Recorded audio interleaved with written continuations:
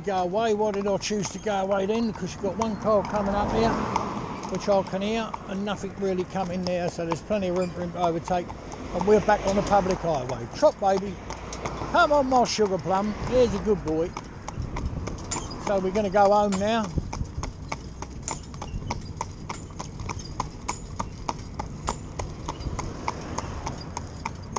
And I'm very, very lucky all my life, with some rare exceptions. I've had to do other jobs to make ends meet. And now, all I do is drive horses every day of my life, and drive lots of them, and do literally hundreds of miles a week, sat behind horses. And I'll never get fed up. If it was pouring down the rain, I mean, I'd sooner it be pleasant than raining, but it don't really bother me. You know, it's just lovely to do what I do.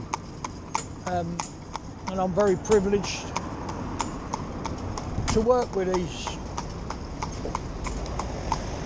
And if you've got your mind open, and that's the problem with a lot of societies, their mind's closed. All they say is that, what they say about me, a lot of people that are in these societies, is you don't do it like that. Well, can their horses do what my horses do? Will they go up here safely in a rubber bit? And the other thing they say is, oh, we'll have an accident one day. Well, let me tell you this. I've no doubt that's true. But it won't be for the lack of training or the experience of driving, God willing. But what it will be, just the sheer law of averages of the miles that I do, or the miles that we do as a team here at All Strong Promotions. We do a lot of miles, and we have done as many as, we was up around the 60 a day, 60, 70 mile a day. Now if you've got 10 horses in, and some of them horses are doing 7 mile, well, anything from when they first start off, 3, 4 mile, 7, 10, 12 mile, and then they get up around the 14, 15, 16 miles, yeah? And you might have them in a pair. Well, if you add it up over the period, I mean, if you've got 10 horses in, and they're only doing 5 mile each, and they're only doing 5 mile each, that's 50 mile. We work 7 days a week. So, you know, come on, my baby boy, up you go. So 50 mile a day is a lot of miles at the end of the week, isn't it? Obviously, not 350 mile, 50 mile a day. And that wouldn't be unheard of for us, not unheard of. And then you say, well, how do you do it? Well, obviously, I'll come back in the yard and the next ones are ready. You know, it might be a 4 in hand, it might be a pair, it might be another single, it could be a tandem, it could be anything, anyone with training. But we'll sit behind them and do them sort of miles. People say, well, you ain't got enough hours in the day. Well, if you work it out, they can do like 5 miles an hour. Yeah. Well, do more than that, but if you said 5 mile an hour, you know, again, the same things apply, doesn't it? Do that 10 times is 50 miles.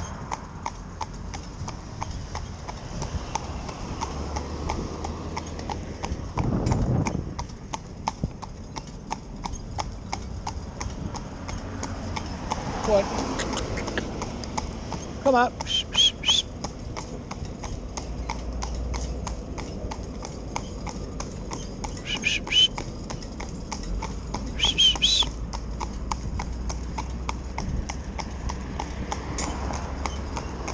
The old ambulance went past there, it was behind us. Turned his siren off, I wish he hadn't, but there you go.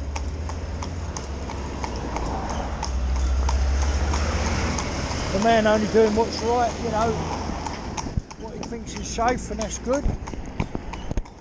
But he also wouldn't take any notice if the siren was going, you know, he'd be good dog. Up, baby boy, come on, my darling, up we go. There's a good little boy. Yes, you are. Yes, you are a good boy.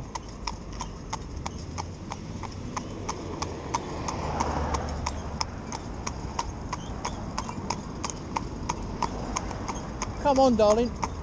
You good baby.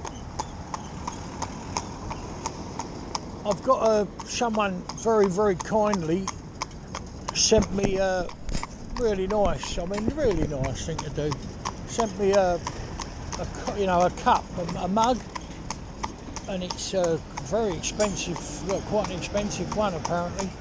And I'll make it a coffee, I'll make a coffee and I have it with me. I ain't made one today, I wish I had.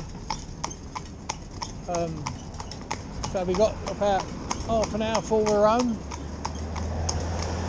So if you look at the miles this fella's done today, where we've been, I believe, from where we live to where we've been, down the town is 6 miles, then we've been around the town a bit, so you could add a couple of miles on for that maybe. So done 14 miles time we get home. But this horse is ready to go home now, he's all done and finished. Lovely horse, and the fella's going to come and he's asked, that we take him out in traffic. He wants to be with me when I'm actually taking the horse out in traffic, so that's what we'll do. We'll probably come downtown again with the man that owns the horse. And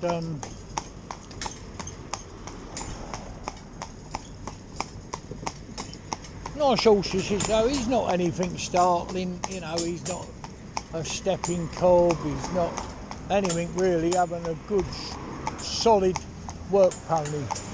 That's what he is. A good, solid, straight work pony. The sort of thing he'd do, I've done quite a few to go abroad and work on small holdings in France. Lots of times. I don't know how many, but quite a few horses. And that's the sort of life that he would excel at. He would be like real good at. Because he would snag timber. He's short in the leg, good body weight. When I said to you before, a horse never pulled a cart in its life. And it never pulled any timber or chain arrows or anything like that. What it does is lay its body weight on the collar. So it's pushing the collar, which in turn pulls the cart. Or gives the cart its motion when he lays on the collar. So, come on baby, up you go. So when he lays on the collar, come on mate, up you go. So being the shape he is, low to the ground, big boned horse, nice bit of cannon bone, nice flat knees, good strong timber he's got, we call timber, what he stands on his leg, and a good weight to his body, and he'll maintain that weight. That's the sort of weight he likes to be, and he can trot all these miles, no trouble at all. And this will be 14, 15 miles. Oh, I think, Ree would know. If Ree was here, she'd know exactly what miles we're doing. She'd know it within an inch or two. Yeah. But Ree knows everything. I'll just drive the horse. But Ree's very good like that. She understands exactly what's going on and has it all organised. And I'll try and unorganise it if I can.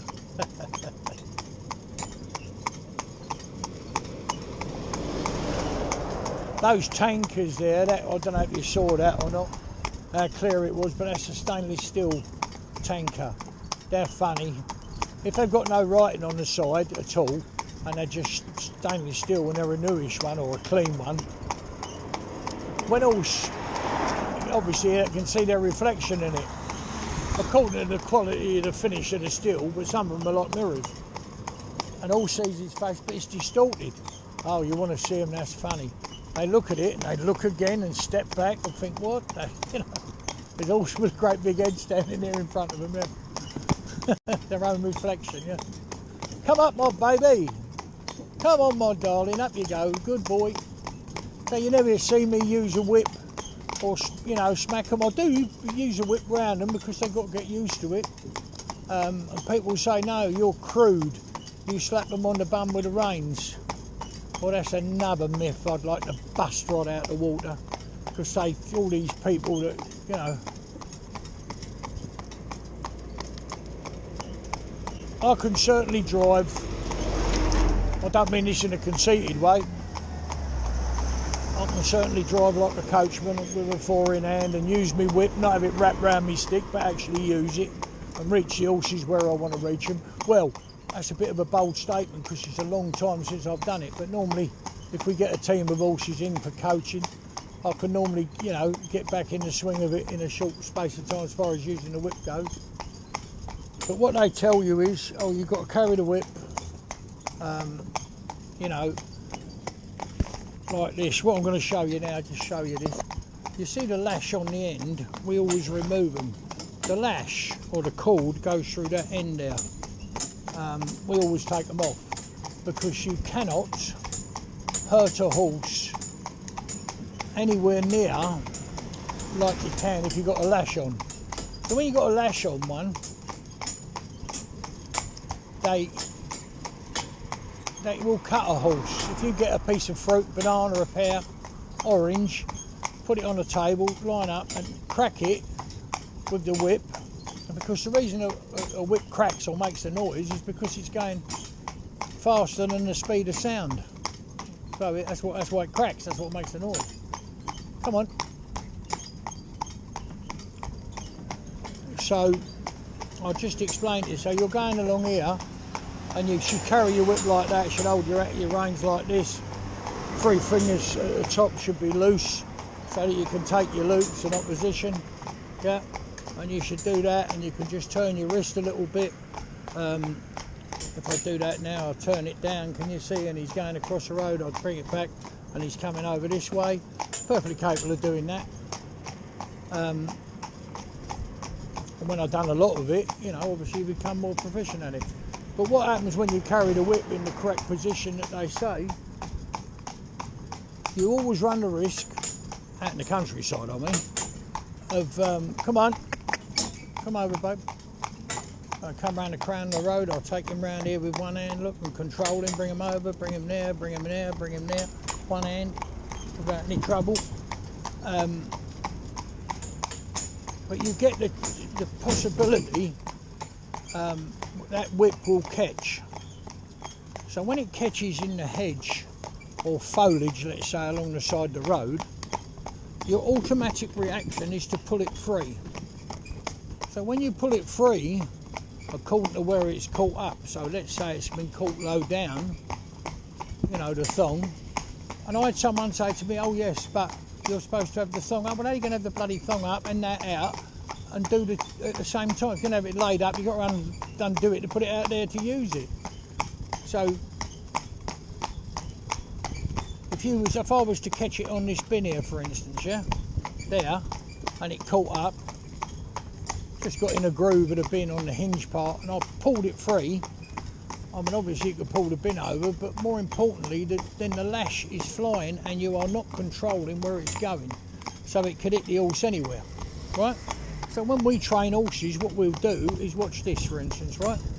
So there's the whip, so I'll bring it there, round over there, down there, round his legs. Can you see, look, actually going round his legs, yeah, like that. Is he kicking back? Is he doing anything? No, he's not. Up his ribs, up there, like that, round his feet, yeah.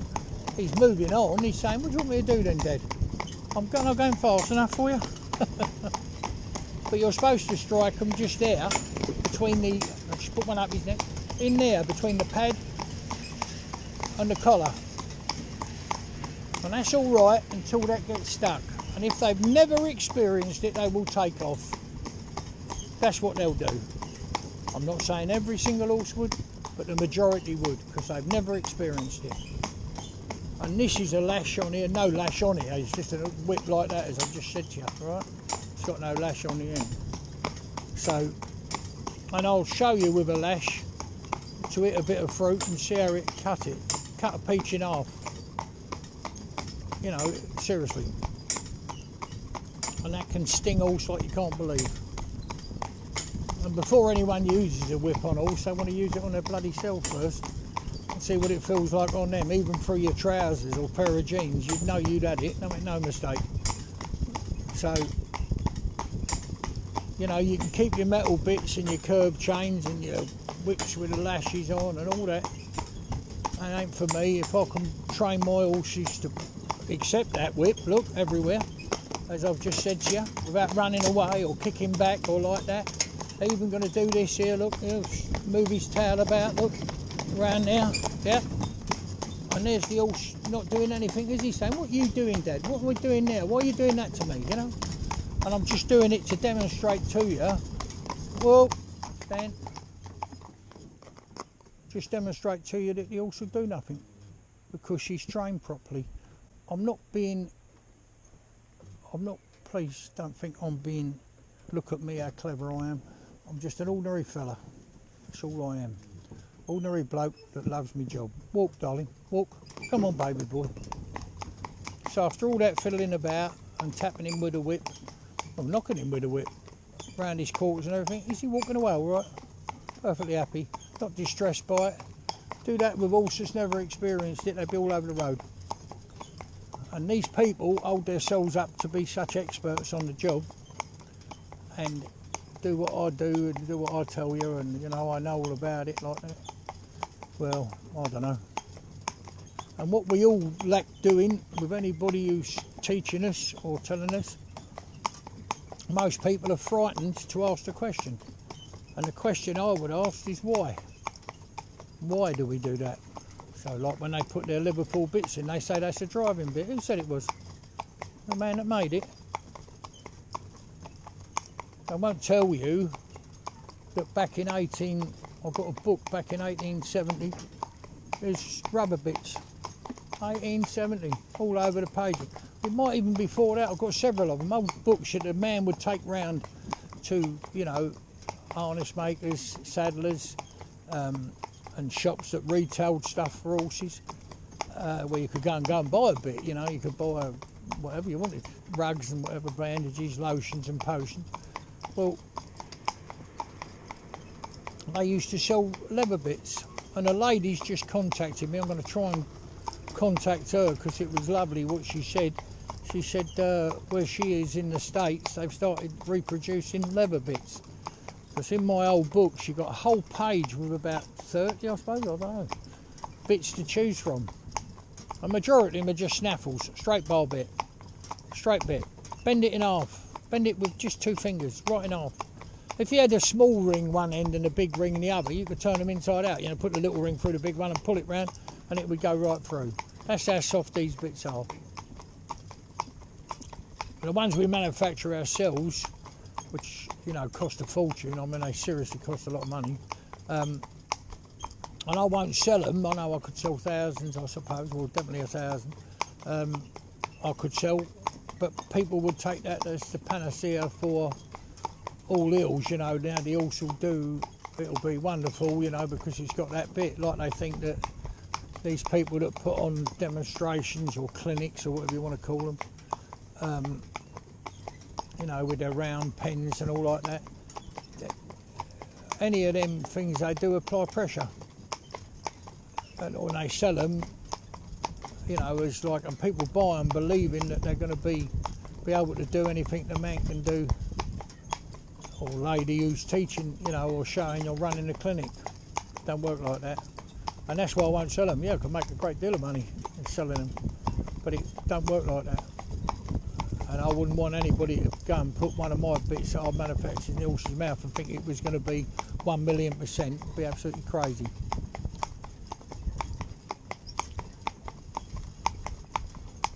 Right, well, I hope you've enjoyed that. We're just having a quiet walk home now, and I shall put me, I don't know what it's called, but Reed got me